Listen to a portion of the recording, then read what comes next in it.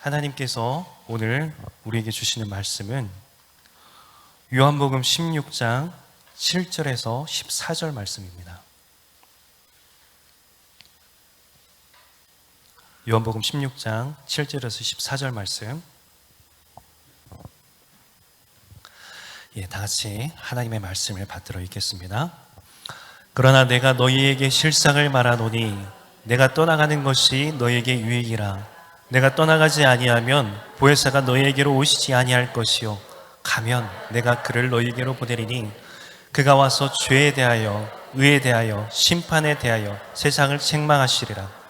죄에 대하여라 함은 그들이 나를 믿지 아니하며 의에 대하여라 함은 내가 아버지께로 가니 너희가 다시 나를 보지 못하며 심판에 대하여라 함은 이 세상 임금이 심판을 받았음이라. 내가 아직도 너희에게 이를 것이 많으나 지금은 너희가 감당하지 못하리라. 그러나 진리의 성령이 오시면 그가 너희를 모든 진리 가운데로 인도하시리니 그가 스스로 말하지 않고 오직 들은 것을 말하며 장래일을 너희에게 알리시리라. 그가 내 영광을 나타내리니 내 것을 가지고 너희에게 알리시겠습니다. 아멘. 네. 미국에 있었던 한 실화에 대해서 여러분들에게 말씀드리기 원합니다. 어떤 한 노인이 낮에 길거리를 지나다니면서 쓰레기통을 뒤지며 다녔습니다. 그리고 그 쓰레기통을 뒤져서 음식을 먹고 그렇게 살아가면서 또한 사람들 앞에 이렇게 가서 구걸하면서 동전을 구걸하며 그렇게 살아갔습니다. 그 노인이 밤에는 그 구름다리 밑에서 거처를 정해서 그곳에서 그렇게 잠이 들기도 하고 그랬는데, 그렇게 계속 살던 이 노인이 추운 겨울날 이 노인이 너무나 추워서 신문지를 이렇게 몇 장 이렇게 얻어서 그 신문지를 이불 삼아서 덮고 그렇게 잠들었습니다. 추운 겨울날 신문지 하나를 덮고 이렇게 잠들었는데 그만 그 노인이 다음날 아침에 바로 얼어 죽어버렸던 것입니다. 결국 이 노인이 죽고 말았는데 이 죽은 노인에게 발견된 시체를 조사를 해봤는데 이 노인의 손에 뭔가 꽉 쥐어져 있는 것이 있었던 것입니다. 이 손에 꽉 쥐어져 있었던 것, 이것을 확인해 보니까 열쇠가 발견됐습니다. 그래서 이 열쇠가 과연 어떤 열쇠인가 조사를 해봤더니 놀랍게도 금고 열쇠였습니다. 그리고 이 열쇠는 이 노인의 것이었던 것입니다. 그래서 이 열쇠가 이 열쇠를 열 수 있는 그 금고를 찾아서 이 열쇠를 가지고 그 금고를 열어보게 되었습니다. 그 금고를 열어보는 순간 아주 놀라운 것들이 발견됐습니다.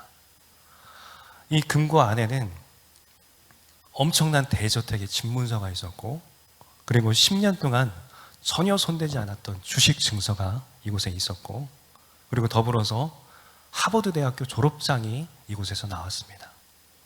그리고 명품 시계인 롤렉스 시계, 그리고 $100짜리 그것도 빳빳한 새 지폐가 돈 뭉치가 여러 개 발견됐습니다. 뿐만 아니라 금으로 된 그 동전이 아주 여러 개가 발견되었던 것입니다. 그리고 그 안에는 다이아 반지도 있었습니다. 이 모든 소유가 이 죽은 노인의 것으로 밝혀졌습니다. 아무것도 없어서 구걸을 한 이 노인이 그 쓰레기통을 뒤지면서 정말 그 음식을 먹고 아무것도 없는 줄 알고 있었는데, 그런데 실상 알고 보니까 어마어마한, 정말 엄청난 큰 자산가였던 것입니다.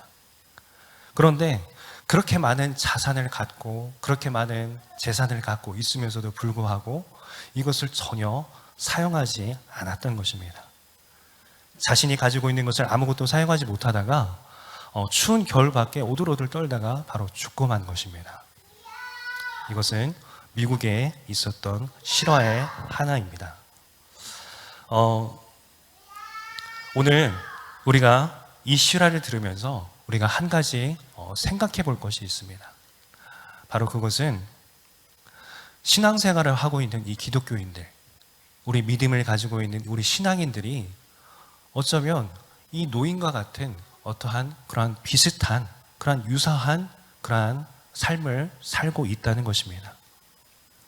여러분, 하나님께서는 성도들에게 놀라운 자원을 주셨습니다. 놀라운 축복을 주시고 하나님의 나라의 그 놀라운 것들을 우리에게 쏟아 부어 주셨습니다. 하나님은 요한계시록 1장 6절 말씀에 보니까 그의 아버지 하나님을 위해서 우리를 나라와 제사장으로 삼으셨다 했습니다. 그리고 에베소서 1장 3절 말씀에 보니까 하늘에 속한 모든 그 신령한 복을 하나님께서 우리에게 주셨다 했습니다. 그리고 누가복음 10장 19절 말씀을 보니까 원수의 모든 힘을 제어할 권세가 우리에게 주어져 있다고 말씀하고 있습니다. 원수 마귀가 우리를 향해서 아무리 기승을 부리고 아무리 우리를 무너뜨리려 한다 할지라도 하나님께서 우리에게 이러한 모든 원수의 모든 힘을 제어할 권세를 하나님께서 우리에게 주셨다는 것입니다.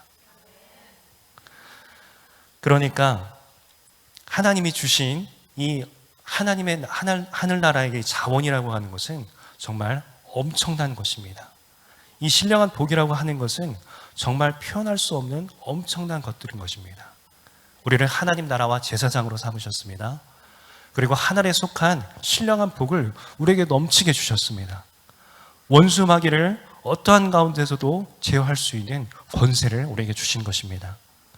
하나님은 우리에게 성령을 통해서 권능을 주셨습니다. 이 모든 것들을 우리에게 주셨다는 것이 성경에 약속된 진리인 것입니다. 또한 예수님께서는 요한복음 14장 12절 말씀에 이렇게 말씀하고 있습니다. 우리 다 같이 한번 읽어보도록 하겠습니다.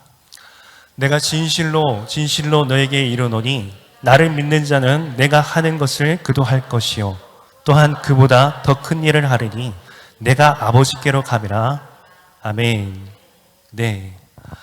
이 말씀을 보면 예수님을 믿는 자는 예수님처럼 예수님이 하는 그 일도 우리가 할 수 있다고 말씀하고 있습니다. 그뿐 아니라 예수님이 하신 그 일보다도 더 큰 일을 우리가 할 수 있다고 말씀하고 있는 것입니다. 우리는 이러한 엄청난 하나님 나라의 자원 그리고 하나님의 그 능력을 우리가 사용할 수가 있는 것입니다. 그러면 이러한 엄청난 하나님 나라의 자원 그리고 하나님의 그 능력을 우리가 어떻게 사용할 수 있는가? 먼저 1장 19절 말씀 다시 한번 우리 읽도록 하겠습니다. 그의 힘의 위력으로 역사하심을 따라 믿는 우리에게 베푸신 능력의 지극히 크심이 어떠한 것을 너희로 알게 하시기를 구하노라. 아멘. 네. 에베소 교인들에게 사도 바울이 이야기를 하기를 내가 너희를 위해서 기도를 하는데 하나님의 그 힘의 위력으로 역사하심을 따라 믿는 우리에게 하나님께서 베푸신 그 능력의 지극히 크심이 어떠한 것을 너희가 알게 하기를 내가 하나님 앞에 기도한다. 그렇게 말씀하고 있는 것입니다. 하나님께서 예수님을 믿는 우리에게 하나님의 크신 능력을 베푸셨습니다. 우리는 우리에게 베푸신 그 하나님의 그 크신 능력이 얼마나 위대하고 지극히 크시다는 것을 우리가 알아야 됩니다. 우리가 이것을 알고 이 크신 하나님의 능력을 얼마든지 우리가 알면서 우리가 사용하면서 살아갈 수 있다는 것입니다.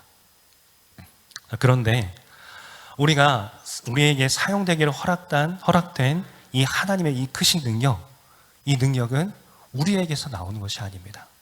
사도행전 1장 8절 말씀을 보도록 하겠습니다. 같이 읽겠습니다. 오직 성령이 너에게 임하시면 너희가 권능을 받고 예루살렘과 온 유대와 사마리아와 땅끝까지 이르러 내 증인이 되리라. 아멘. 이 하나님의 크신 능력은 우리의 힘이 아니라 하나님께서 주신 능력인 것입니다. 바로 성령께서 우리에게 임하셨을 때 나타나는 그러한 능력인 것입니다. 이 성령의 권능을 힘입어서 전 세계에 온천에 다니면서 복음을 전파하라고 예수님께서 제자들에게 말씀하고 있는 것입니다. 네. 그러나 문제는 이러한 엄청난 자원, 이 모든 것들을 하나님께서 우리에게 주시고 이것을 우리가 사용하기를 원하시고 이것을 통해서 우리가 정말 열방에 나가서 우리가 복음을 전하고 이 능력으로 우리가 정말 살아가고 그렇게 복된 삶을 살아가기를 하나님께서 원하시는데 많은 성도들이 이 모든 것들을 모른 채 살아가고 있다는 것입니다. 이런 것들이 자신과 전혀 상관없는 것으로 생각하고 있고 그리고 이것을 외면하려고 하거나 아예 그냥 모르고 지내고 있다는 그런 사실입니다. 대부분의 그 믿는 사람들이 주일날 예배를 잘 참석하죠. 그리고 하나님 앞에 예배를 드립니다. 의식에 따라서 어떠한 종교적인 행위를 하나님 앞에 합니다. 그리고 그러한 종교적인 행위로만 만족하면서 그렇게 이것이 마치 그리스도인으로서 잘 살아가는 것, 잘 살아가고 있는 최고의 것인 양 그렇게 많은 그리스도인들이 살아가고 있습니다. 하지만 그런 의식적인 행위 그리고 종교적인 행위로 살아가는 것이 진정한 성도의 삶이 아니라는 것입니다. 우리가 베드로후서 1장 4절에 말씀하시기를 우리는 신의 성품에 참여한 사람이라고 말씀하고 있습니다. 그리스도의 신성한 성품에 내가 참여해서 그분과 같이 초자연적인 그러한 우리가 삶을 그렇게 살아나갈 수 있는 그러한 존재인 것입니다. 우리가 이 땅에 자연적인 그러한 그 존재로 이 땅에 있지만 성령께서 우리에게 임하셨을 때 우리는 초자연적인 그러한 하나님의 그 역사하심을 우리가 경험할 수 있고 그리고 성령께서 주신 그 권능으로 성령께서 주신 그 능력으로 하나님의 그 크신 능력을 경험하면서 우리가 초자연적인 인생을 살아갈 수가 있다는 것입니다. 성도는 하나님께서 우리에게 부여해 주신 초자연적인 그 자원 안에서 즉 성령 안에서 성령과 우리가 더불어서 살아가는 것이 정말 참다운 그러한 신앙생활인 것입니다. 네, 저 또한 이러한 그 하나님의 초자연적인 그 능력과 어떠한 이러한 그 성령과 더불어서 사는 것에 대해서 잘 알지 못했습니다. 제가 중학교 때부터 교회를 다니기 시작했습니다. 중학교 1학년 때 제 친구의 그 전도를 받아서 그렇게 처음 교회에 가게 됐습니다. 그리고 그 자연스럽게 예수님을 제가 영접하고 또 그렇게 신앙생활을 잘 해나갔습니다. 교회에서 그렇게 참 나름대로 열심히 있게 신앙생활을 했고 그리고 이제 대학에 가서는 한 선교단체에 가입을 해서 그 선교단체 생활을 열심히 했습니다. 참 그 가운데 칭찬도 많이 받았던 것 같습니다. 잘 나온다고. 네. 그런데 그렇게 열심히 제가 신앙생활을 했었는데 그런데 하나님께서 초자연적으로 저에게 역사하시고 능력을 주시는 분이라는 사실에 대해서 전혀 알지 못했었고 이 사실에 대해서 누가 저에게 가르쳐주는 사람도 없었습니다. 나름 사모하는 마음으로 교회를 다니기는 했지만 아무런 감동 없이 그렇게 교회를 다니는 상태를 제가 벗어날 수가 없었습니다.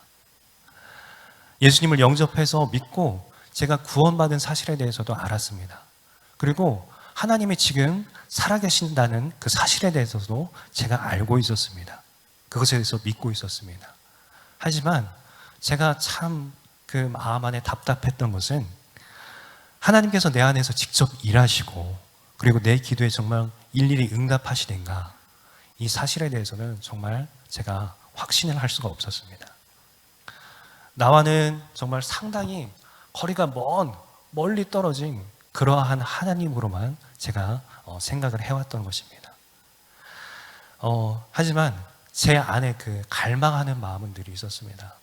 제가 어떤 교회 수련회나 아니면 선교단체 수련회나 그 가운데 가면 뭔가 제가 굉장히 기대하는 마음을 가지고 그 수련회에 참여했었습니다. 특히 제가 소속된 그 선교단체는 연말이 되면 이제 원단 금식 수련회라고 해서 2박 3일 동안 그렇게 금식하면서 한 해를 이렇게 그 점검하고 또 다음 해를 준비하면서 그렇게 기도하며 하나님 앞에 나아가는 그러한 수련회를 매년 가졌는데 특히 제가 그 수련회 때 금식하면서 하나님 앞에 굉장히 갈망하는 마음으로 나갔던 것 같습니다. 그리고 그 금식 수련회에서 정말 갈망하는 마음으로 참여를 해서 그때 제가 기도하기를, 하나님, 무엇인지는 모르겠지만 하나님, 제 안에 실제적으로 역사해 주십시오. 제가 느낄 수 있는 정도로, 제가 정말 이 기도를 정말 제가 들었다는 어떤 그런 것을 제가 느낄 수 있는 정도로 하나님, 실제적으로 저에게 역사하시고 일하시고 찾아와 주셔서 저를 만나 주십시오 라고 제가 그렇게 기도를 했던 것 같습니다. 그렇게 하나님을 갈망하며 계속 기도를 했었는데, 그런데 항상 이제 수련회를 마치고 끝나는 날에는 정말 그 이 허전한 마음으로 아무것도 얻지 못한 채 돌아가는 그러한 날들이 굉장히 많았습니다. 매 수련회 때마다 그랬던 것 같습니다. 그런 상태로 이제 제가 시간이 지나서 대학을 졸업한 이후에 취업을 위해서 이 서울과 그리고 인천 땅으로 오게 되었습니다. 그리고 그 후배의 소개를 통해서 제가 지금의 목사님이신 두 분의 목사님을 만나게 되었습니다. 그리고 이 두 분의 목사님을 만나고 나서 이 모임에 참여하게 됐는데, 첫 청년 모임 시간에 자기 참여하게 됐습니다. 청년 모임 시간에 같이 참여하게 되는데, 그 청년 모임 시간에 저에게 어떤 사건이 일어났습니다. 우리가 청년 모임 시간에 이제 한 책을 가지고 또 이렇게 공부를 하면서 나중에 그 공부를 끝나고 이렇게 각자 이렇게 떨어져서 이렇게 기도하는 그런 시간들이 있었는데, 그 시간에 이제 잠잠히 하나님을 기다리면서, 성령님을 기다리면서 기도하는 그런 시간이었습니다.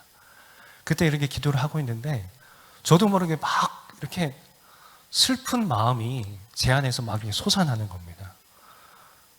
왠지는 모르겠지만 제 안에 막 어떠한 그 슬픈 마음이 솟아나서 제 안에 막 이렇게 눈물이 나는 겁니다. 그러고 나서 그 모습을 이렇게 지켜본 목사님께서 제 머리에 손을 얹고 안수를 하셨습니다. 그때 갑자기 제 안에서 어떠한 이 짐승과 같은 어떤 이상한 소리가 막 나오기 시작하는 겁니다. 그리고 제가 바로 뒤로 넘어졌습니다. 뒤로 넘어지고 나서 제 몸이 막 들썩들썩이면서 제 다리가 거의 뭐 천장에 닿다시피 막 들썩들썩이면서 정말 제 몸이 막 곤두박질 치는 것이었습니다. 그런 상태가 한 1시간 정도 지속됐던 것 같습니다. 네, 제 안에 이 두려움의 영이 떠나가는 축사가 일어난 것입니다. 그리고 나서 1시간 정도 지나니까 좀 이 제 몸의 상태가 잠잠해지면서 조용히 하나님께 다시 이렇게 기다리는 어떤 그런 시간이 있었는데, 제가 가만히 그렇게 아무 생각 없이, 솔직히 기도도 못했습니다. 아무 생각 없이 제가 가만히 있었는데, 그때 제 영을 통해서 성령님께서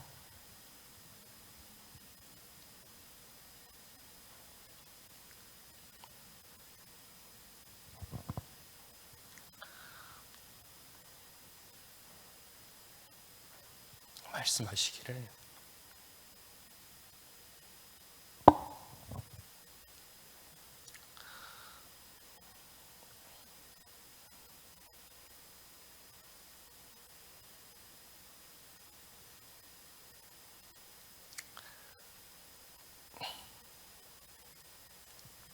내가 너를 사랑한다.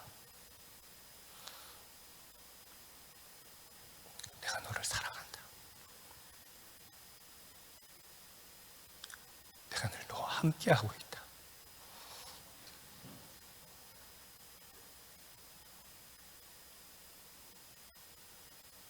내가 계속 너와 함께하고 있었다.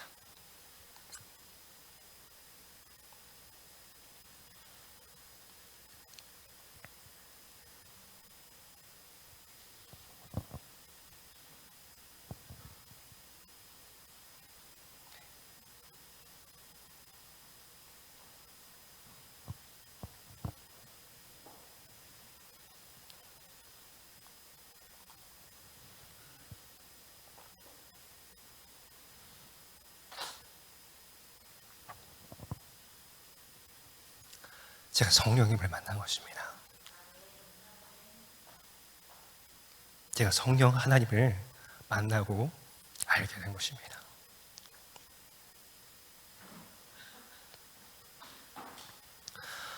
이 이후부터 제 삶이 달라지기 시작했습니다. 제가 말씀을 보고 제가 기도를 해도 그것이 이전과 같지 않았습니다. 그 말씀이 저 안에 정말 새롭게 다가왔습니다. 기도를 하면 정말 하나님 앞에 정말 너무나 갈망하는 마음으로 제가 정말 간절하게 기도할 수 있었습니다. 그 하나님을, 실제적인 하나님을 경험하면서 제가 하나님을 느끼게 되었습니다. 그리고 두 분 목사님의 그러한 그 영적인 원리의 가르침들을 통해서 성령 하나님과 더불어서 사는 것이 어떠한 것인지 그것에 대해서 제가 더 구체적으로 알아가게 되었던 것입니다. 네, 우리는 성령님을 알아야 됩니다.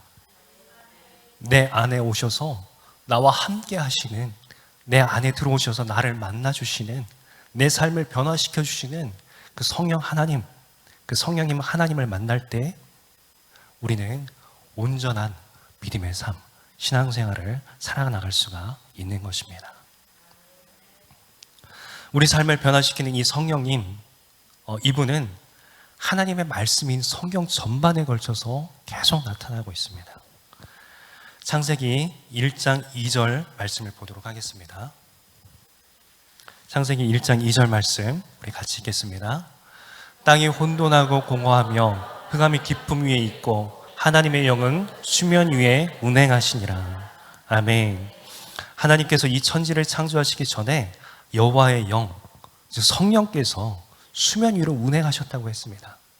즉 성령께서는 창조 이전에도 계셨고, 그리고 창조가 이루어질 그때도 성령께서 창조 사역에 주체적으로 참여하셔서 일하고 계신 그러한 분이십니다.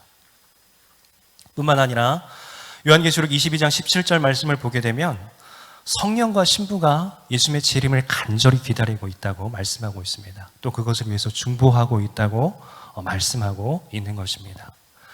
성경의 모든 전반적인 것, 그리고 성경의 모든 전반적인 것, 창세기에서 요한계시록까지 이렇게 말씀을 보게 되면 이 성령님은 늘 이 땅에서 하나님의 역사를 만들어가는데 너무나 중요한 역할을 하신 그러한 분이십니다. 이러한 중요한, 정말 너무나 우리가 꼭 만나야 될 이러한 성령님이시지만, 그럼에도 불구하고 이 많은 성도들이 이 성령님에 대해서 모른 채로 살아가고 있다는 것입니다. 많은 성도들이 성령에 대해서 모를 뿐만 아니라 성령님에 대해서 확신 없이 살아가고 있습니다. 당신이 성령을 받았습니까? 당신에게 성령이 있습니까? 성령이 계십니까? 라고 이렇게 물어보면 자신 있게 대답을 하지 못합니다. 그 이유는 몇 가지가 있겠지만 그 중에서도 하나님의 말씀을 가르치는 그 영적인 지도자들, 영적인 리더들이 이 성령에 대해서 좀 잘 알지를 못했었고, 그래서 이 성령을 강조하는 것에 대해서 제대로 답변을 하지 못했고, 오히려 성령을 강조하는 것이 부적절하다고 가르친 그 이유들이 있습니다. 그들이 가르치기를 이 성령의 기적과 성령의 역사, 그것은 1세기 그 성경 시대에 다 끝이 났다. 그리고 우리에게는 이 성경이 주어졌다. 그래서 이 성경 말씀만 있으면 우리는 다 된다. 이 성경 하나만 가지고 있으면 우리는 온전한 생활을 할 수가 있다. 성령의 역사, 그것은 끝이 났다라고 가르치는 분들이 있다는 것입니다. 그러다 보니까 이 성령을 강조하는 것이 도리어 이상한 어떤 그런 것처럼 여겨지게 되었습니다. 하지만 성경을 유심히 살펴보면 전혀 이와는 다르다는 사실을 우리는 발견할 수가 있습니다. 요한복음 7장 38절 39절 말씀을 우리 같이 읽도록 하겠습니다. 나를 믿는 자는 성경의 이름과 같이 그 배에서 생수의 강이 흘러나오리라 하시니 이는 그를 믿는 자들이 받을 성령을 가리켜 말씀하신 것이라. 아멘. 우리 한 번 더 같이 읽어보도록 하겠습니다.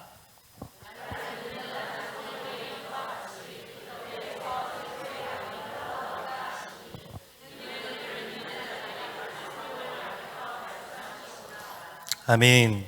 네, 이 말씀을 보면 나를 믿는 자는, 즉 예수님을 믿는 자는 이 배에서 생수의 강이 흘러나오리라고 예수님께서 말씀하셨습니다.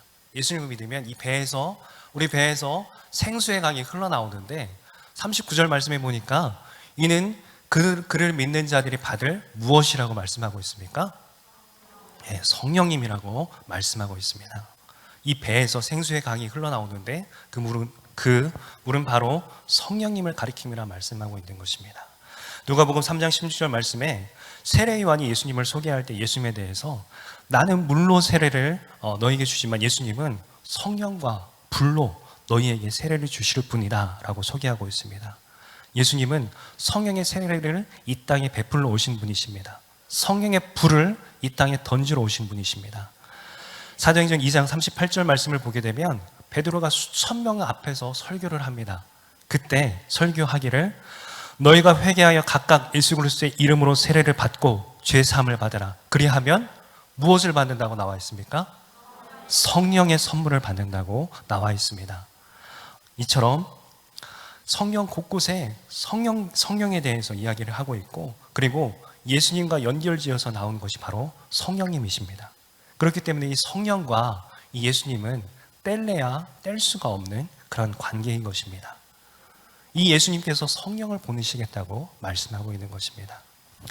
요한복음 16장 7절 말씀, 요한복음 16장 7절 말씀 같이 읽겠습니다. 그러나 내가 너희에게 실상을 말하노니 내가 떠나가는 것이 너희에게 유익이라. 내가 떠나가지 아니하면 보혜사가 너희에게로 오시지 아니할 것이요 가면 내가 그를 너희에게로 보내리니. 아멘. 예수님께서는 자신이 예수님이 제자들을 떠날 것이라고 이야기를 합니다. 이 말씀을 들으는 이 제자들은 매우 근심이 됩니다.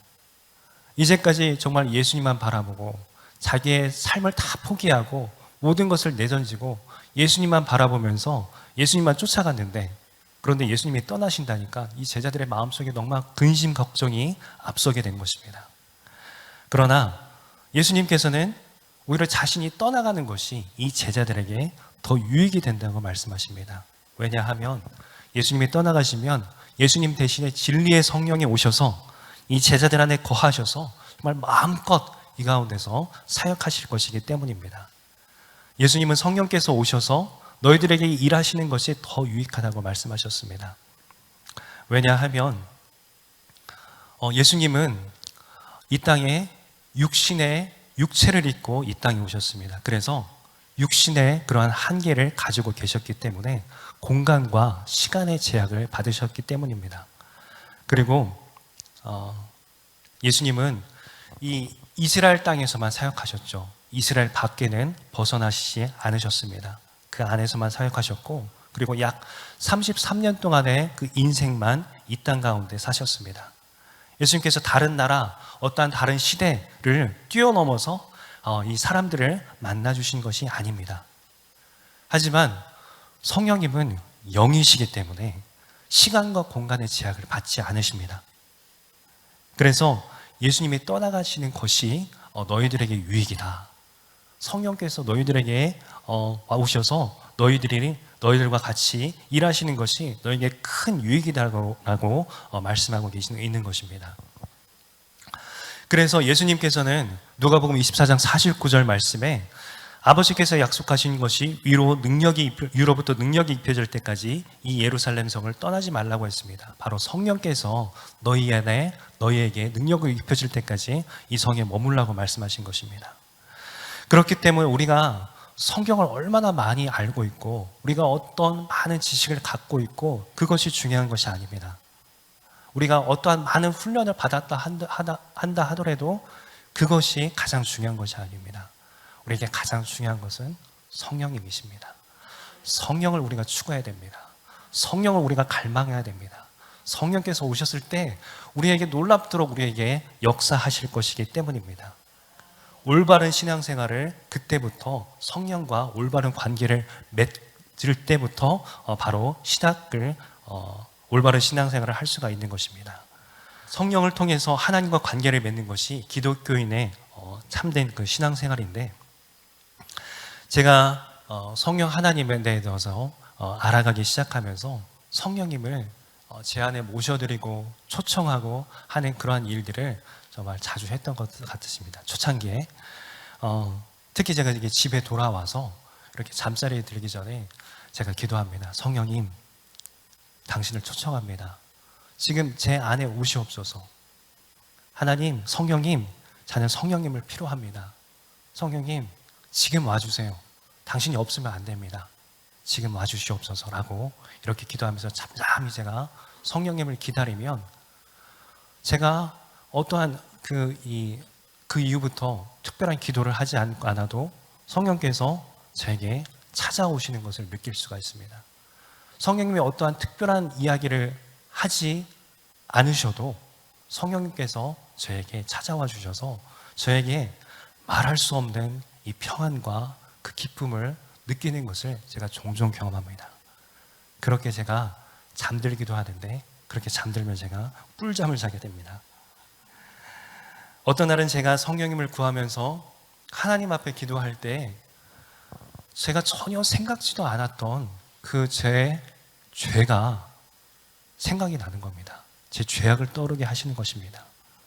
제가 이전에는 그것이 죄라고 여겨지지 않았는데 그것이 하나님 앞에 하나님께서 저에게 알려주셔서 죄스러움으로 저에게 다가왔고 그것이 저에게 부끄럽게 느껴지고 나중에는 그것에 대해서 이제 회개하면서 나아갔는데 처음에는 그냥 회개하면 되겠지 하고 회개를 했는데 나중에는 그것이 엄청난 부끄러움으로 다가오고 엄청난 죄스러움으로 다가와서 나중에는 제가 통곡하면서 막 고래고래 소리 지르면서 통곡하면서 울며 하나님 앞에 회개하며 기도하는 일들이 저에게 일어납니다.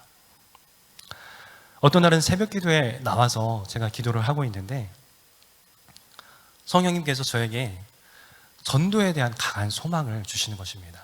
다른 날보다도 제가 그날따라 이상하게 더 전도를 하고 싶은 겁니다. 그래서 제가 성령님께 물었습니다. 성령님, 제가 누구를 전도하기를 원하십니까?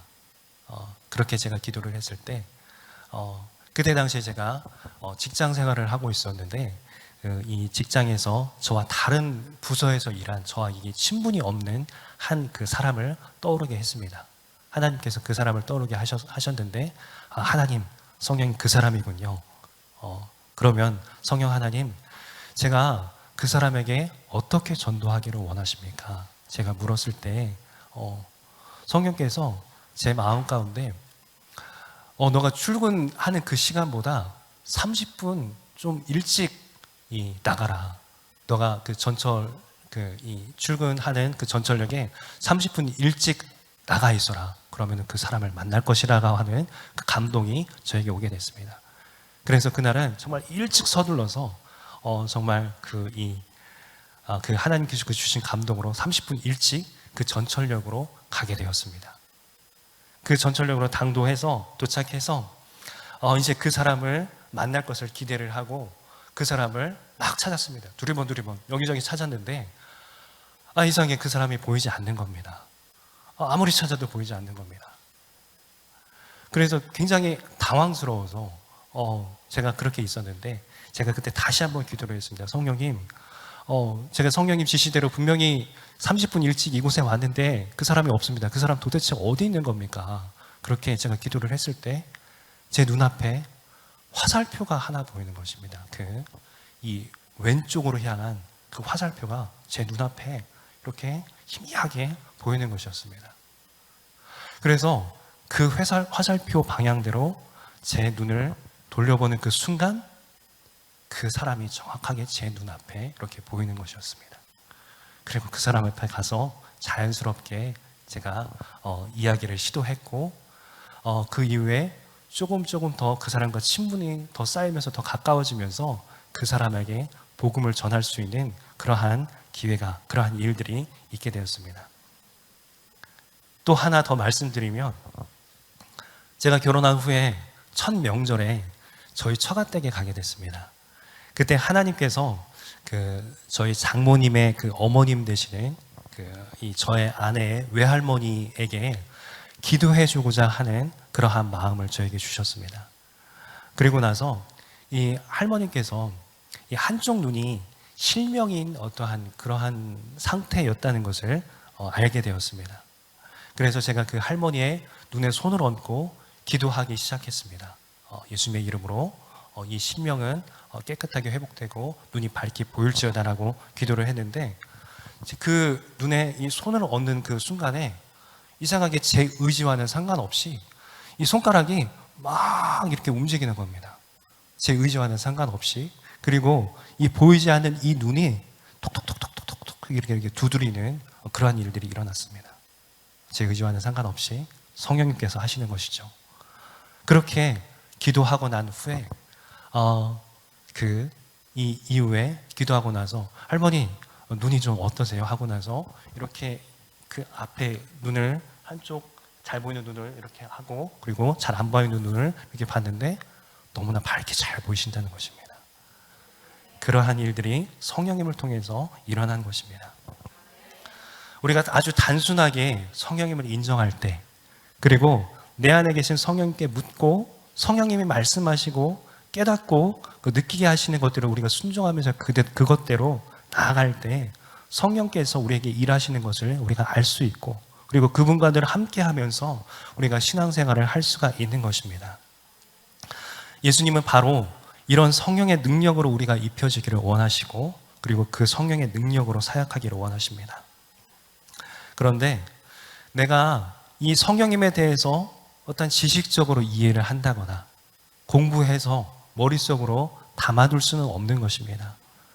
내가 날마다 이 성령님과 내 안에 계신 성령님과 관계를 맺기를 원한다면 우리가 날마다 성령님과 인격적인 관계를 가져야 된다는 것입니다. 우리가 어떤 사람과 그 관계를 맺게 될 때, 관계를 가질 때, 알아간다고 했을 때 우리가 그 사람을 전혀 존중하지 않으면 그 관계가 계속해서 진전해 나갈 수 없습니다. 그리고 우리가 어떤 사람과 정말 관계를 제대로 형성하기를 원한다면 그 사람의 인격을 존중하면서 그 사람의 이야기를 들어주고 그 사람이 어떤 관심사를 가지고 있는지, 그 사람의 필요가 뭔지, 그리고 그 사람이 내가 이해해 줘야 될 부분들이 무엇인지 시간을 같이 보내면서 그 사람의 관심이 무엇인지 내가 그렇게 이 관심을 쏟으면서 그 사람과 같이 어떤 삶을 공유합니다. 그러면서 그 사람과의 관계가 우리가 점점 깊어지게 되죠. 인격적인 관계가 형성이 되는 것입니다. 바로 성령님과 관계를 갖는 것은 이와 같습니다. 성령님을 알아가는 데 있어서 그분과 인격적인 관계 속에서 성령님이 어떤 분인가를 우리가 알아가게 되는 것입니다. 성령님은 바로 인격이신 것입니다. 그 인격의 특징을 성령님께서 가지고 계십니다. 사람이 인격을 가지고 있다 했을 때 지성, 감성, 의지를 가지고 있다 이렇게 말을 할 수가 있습니다. 성령님도 동일하게 지성과 감정과 그 의지를 가지고 계신 분이십니다. 그리고 또 이 성령님은 사람처럼 행동하십니다. 사람처럼 슬퍼하기도 하시고, 그리고 또 가르치기도 하시고, 말씀하기도 하십니다. 그리고 우리에게 찾아오셔서 위로하십니다. 우리를 위해서 기도도 하시는 그러한 분이십니다. 우리가 자라나고 있는 세대에 어린 아이들에게 무언가를 가르치는 것처럼 성령님은 예수님이 어떤 분인가, 하나님은 어떤 분인가에 대해서 우리에게 가르쳐 주시는 분이십니다. 또 성령님은 근심하기도 하십니다. 에베소서 4장 30절 말씀에 보면 근심하는 성령님에 대해서 소개를 하고 있습니다. 이처럼 성령님은 사람이 경험하는 것을 성령님도 동일하게 경험하시는데, 이처럼 성령님은 바로 인격인 것인 겁니다. 또한 더불어서 성령님은 성부, 성자, 성령 삼위일체 하나님의 한 위격이십니다. 마태복음 28장 19절 말씀을 보면 아버지와 아들과 성령의 이름으로 세례를 베풀라고 말씀하고 있습니다. 그러니까 동일한 이 성부 하나님과 성자 예수님과 함께 동등한 위치에 계시면서 그러한 한 위격을 가지고 계신 분이십니다. 이러한 성령님께서 말씀드렸듯이 인격적인 존재이기도 하신다는 것입니다. 이 성령님을 우리가 이해할 때 어떠한 신비하고 엄청난 큰 능력의 존재로 이렇게만 생각하거나 또 우리에게 축복과 능력만 주시는 어떤 존재로 여겨서는 안 된다는 이야기입니다. 성령님은 가장 기본적으로 인격적인 분이십니다. 우리와 인격적으로 교제하기를 원하십니다. 제가 제 아내인 그 채송아 사모는 저와 다르게 참 이게 말하는 것을 굉장히 좋아합니다. 근데 반대로 저는 그렇게 그 말하는 것을 잘 하지 못하는데, 제 아내는 참 집에 오면은 참 이 얘기 저에게 참 말을 참 많이 합니다. 저에게 참 조잘조잘 저에게 말을 참 많이 하는 그러한 성격입니다. 그런데 제가 한 번도 그런 얘기를 직접적으로 해본 적은 없는데 저는 그게 참 좋더라고요. 제 아내가 그렇게 저에게 자신이 있었던 그 일들을 숨김없이 저에게 막 이렇게 뭔가 이렇게 이야기해 주는 것이 전 참 이렇게 너무나 좋더라고요. 아마 지금 모를 겁니다. 네. 그런데 이 아내와 다투게 되면 그때부터 이제 집안이 조용해집니다. 네. 집에 오면 아내가 계속 어떤 이야기를 들려줬는데 너무나 조용한 거예요. 그러면 제가 답답합니다. 그래서 답답해가지고 견딜 수가 없어서 나중에는 제가 이제 직접 찾아가서 달래기도 하고 따지기도 하고 그리고 대화를 시도하거나 화해를 구하거나 그렇게 해가지고 풀어지기도 합니다. 성령님도 이와 같이 우리와 모든 것을 나누기를 원하십니다. 우리가 성령님께 이야기를 하지 않으면 성령님은 답답해 하십니다. 성령님을 우리가 인정하지 않으면 우리 안에 계신 성령님께서 너무나 참 이게 괴로워하십니다. 우리가 성령님께 계속 성령님을 인정하고 초청하고 성령님께 우리가 대화를 시도할 때 성령님과 우리가 온전한 관계를 맺을 수가 있는 것입니다. 말씀드렸듯이 성령님이 인격이시기 때문에 우리와 성령님이 계속 작용하면서 그 속에서 서로 경험하면서 그 관계가 깊어지는 것입니다. 그 성령님은 우리의 다양한 그 은사를 통해서 또 병을 고치기도 하시고 기적을 행하기도 하시는 분이십니다. 또 우리의 답답한 문제 앞에서 어떻게 하면 좋을지 모르는 그 문제 앞에서 성령께서 우리가 물었을 때 성령께서 그것을 답해 주십니다. 또 우리가 성령의 인도를 받아서 우리가 어디로 가야 될지 우리가 어떻게 그 방향을 결정할지 그것을 알 수가 있습니다. 사도행전 16장 7절 말씀에 보면 사도 바울이 비두니아로 가서 복음을 전하기를 원했습니다. 그리고 열심히 애를 씁니다. 그런데 예수의 영 성령께서 그것을 절대로 허락하지 않으십니다. 그리고는 두로아로 데려가서 거기서 네아폴리로 건너가서 빌립보로가 하는 유럽의 섬으로 들어가서 거기서 복음을 전하게 만듭니다. 거기서 놀랍게 성령께서 역사하셔서 수많은 사람들에게 복음을 전할 수가 있었습니다. 인생의 방향, 이것도 우리가 어떻게 어느 방향으로 우리 인생의 좌표를 찍고 가야 될지 성령께서 우리에게 알려주시는 것입니다. 네, 이런 성령님이 지금 우리 안에 와 계십니다. 예수님을 믿으면 예수 그리스도의 그 영이 예수 믿는 자에게 찾아오셔서 떠나지를 않으십니다. 우리 안에 영원토록 떠나지 아니하시고 우리와 함께 계시는 그분이 바로 성령님이신 것입니다. 내가 영적으로 성령님과 같이 사는 것입니다.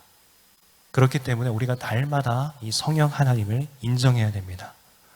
그래서 우리가 성령 하나님을 인정하는 만큼, 우리가 성령 하나님을 추구하는 만큼, 우리가 성령 하나님을 갈망하는 그만큼 우리가 성령님을 알 수 있고 성령님과 우리가 더불어서 관계를 맺으며 하나님께서 주신 그 놀라운 자원을 우리가 사용하면서 그 크신 놀라운 그 능력을 우리가 사용하면서 우리가 정말 신나게 즐겁게 정말 온전한 신앙생활을 할 수가 있는 것입니다.